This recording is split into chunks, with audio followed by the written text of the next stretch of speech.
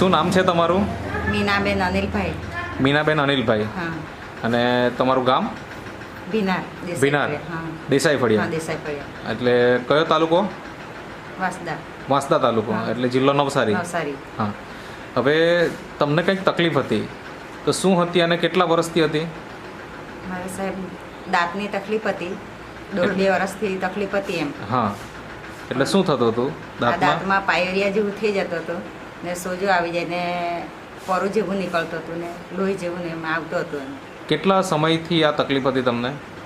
આ તો એમ ઘણા સમયથી, પણ એમ દવાની બીજી લેવાથી થોડોક રાહત થઈ જાય, પછી પાછું એટલે કેટલાક સમય કેટલા મહિનાથી આ તકલીફ રહેતી? આમ તો મારે તો નહીં તો 8-10 વર્ષ થઈ ગયા. ત્યારે મેં દવા વધારે લીધેલી ને ત્યારથી મારે આ તકલીફ હતી, પણ એમ ત્યાર પછી થોડો સમય સારું થઈ ગયેલું એમ. પછી પાછું આ ચાલુ થઈ ગયું 1.5 વર્ષથી. તો પછી તો ચાલુ જ 1.5 વર્ષથી તમારા પાયોરિયાના પ્રોબ્લેમ હતા.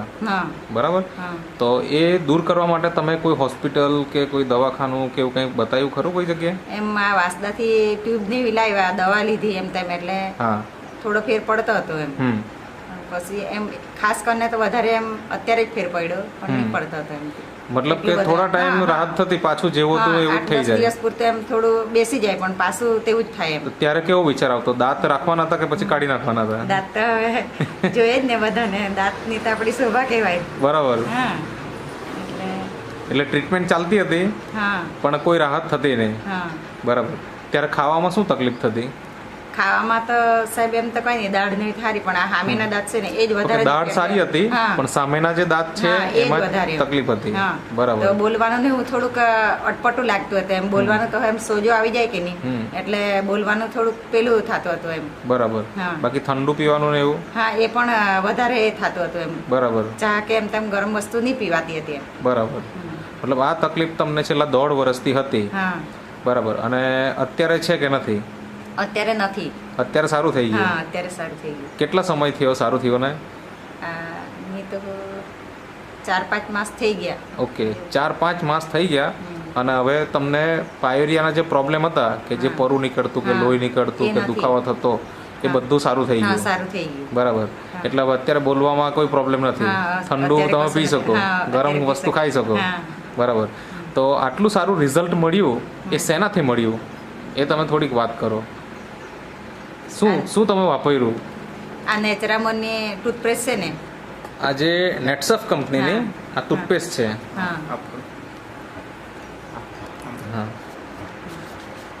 આ નેટસફ કંપનીની ટૂથપેસ્ટ છે, ડેન્ટલ પેસ્ટ. આ તમે વાપરી? આ વાપરી. હા. કેવી રીતના વાપરતા? સવાર સાંજ 2 ટાઈમ કે 1 ટાઈમ? સવાર સાંજ પહેલા તો અમે 3 ટાઈમ વાપરી. વધારે દુખાવો થતો હતો તો અમે થોડી વાર એમ આપણે ઘસીને એમ જ રહેવા દેતા હતા. 5-10 મિનિટ પછી એના કોગળા કરી નાખતા હતા એવું. બરાબર. એટલે 5-10 મિનિટ મોંમાં રાખી મૂકતા હતા અને પછી તમે એને ફૂંકી નાખતા. બરાબર. એ રીતના તમે રેગ્યુલર કેટલા મહિના વાપર્યું પછી તમને રિઝલ્ટ મળ્યું કે કેટલા દિવસમાં તમને રિઝલ્ટ દેખાવાનું ચાલુ થઈ ગયું? રિઝલ્ટ એમ તો અમને 15-20 દિવસમાં એમ ઘણો ફેર પડી ગયો એમ. બરાબર. પહેલા તો અમને થોડુંક એમ એ થયું, પણ પછી એ ભાઈને અમે કીધું તો એ તો પહેલા એવું જ થાય, પછી આવી જાય એમ કીધું. એટલે પહેલા જયારે વાપર્યું ત્યારે શું થયેલું? ત્યારે વધારે પડતું થઈ ગયેલું, વધી ગયું હતું. બરાબર. અને તો પણ મતલબ કે આ જે ભાઈ છે, શું નામ તમારું? ઉમેશભાઈ. હા. પછી વધી ગયું ત્યારે તમે શું કીધું? એમને એમ કીધું કે આ તો વધારે અત્યારે દુખાવો ઉપડશે પણ પછીથી તમને રાહત થઈ છે. બરાબર. એટલે એ રીતના તમે એમની સલાહ માન્ય રાખીને તમે વાપરવાનું ચાલુ રાખ્યું અને 20-25 દિવસ પછી તમને રાહત થઈ ગઈ. અને અત્યારે તમે નિયમિત આ વસ્તુ વાપરો છો કે છોડી દીધી? વાપરતા છે. બરાબર.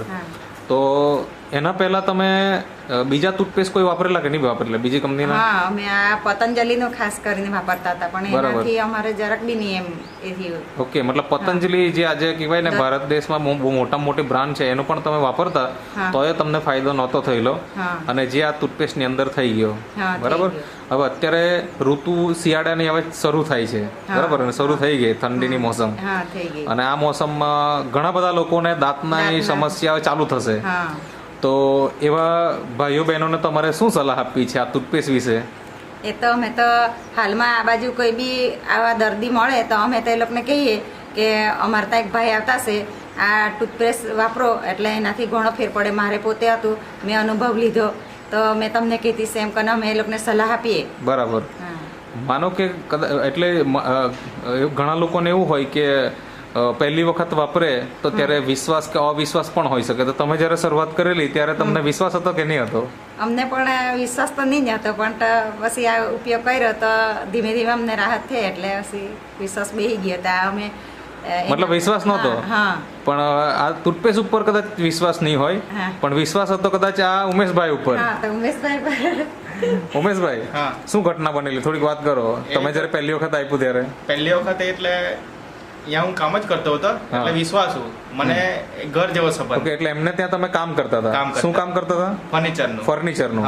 એટલે તમારા શેઠનું ઘર કહેવાય? શેઠનું ઘર. બરાબર. એટલે એના કારણે તમારા પર વિશ્વાસ કર્યો? વિશ્વાસ તો ન જોતો, પણ એ લોકોને જબરજસ્તી આપ્યો. જબરજસ્તી આપ્યું કે તમને જો નહીં સારું થાય, જે કઈ વધે ટૂથપેસ્ટ મને આપી દેજો, હું પૈસા તમને આપી દઈશ. એવી રીતના એ લોકોને કીધું હતું. બરાબર. તમે વાપરો, એક વખત વાપરો, તમને રિઝલ્ટ આવશે ને આવશે ને આવશે જ.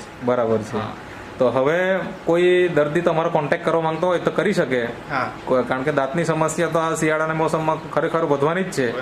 તો તેના માટે તમારો કોન્ટેક્ટ નંબર આપો. હા, મારો કોન્ટેક્ટ નંબર છે 7486 7486 88 88 93 43. તો તમે જે ઇન્ટરવ્યુ આપ્યો તે બદલ તમારો ખૂબ ખૂબ આભાર.